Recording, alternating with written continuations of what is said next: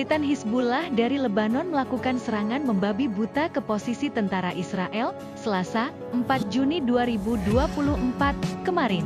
Setidaknya 10 serangan Hizbullah tepat sasaran dan mengakibatkan kerugian. Termasuk diantaranya pangkalan Angkatan Laut Ras Al-Naqoura juga terbakar dan rusak parah. Dilansir dari Al-Mayadin pada Rabu, 5 Juni 2024. Hal itu diumumkan langsung oleh pasukan Hizbullah dari Lebanon. Hizbullah mengaku pasukannya telah meluncurkan rentetan serangan ke arah Israel. 10 diantaranya diklaim tepat sasaran ke sejumlah situs vital pasukan pertahanan Israel atau IDF. Satu diantaranya, serangan serentak Hizbullah itu menghantam pangkalan Angkatan Laut Israel di Ras Al-Naqoura. Seusai dihantam peledak Hizbullah, pangkalan Angkatan Laut Israel itu pun terbakar dan mengalami kerusakan.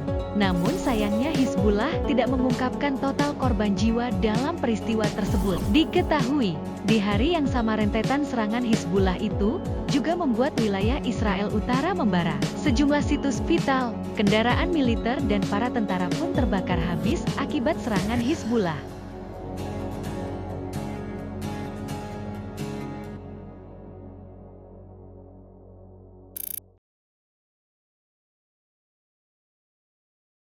Download Tribun X sekarang, menghadirkan lokal menjadi Indonesia.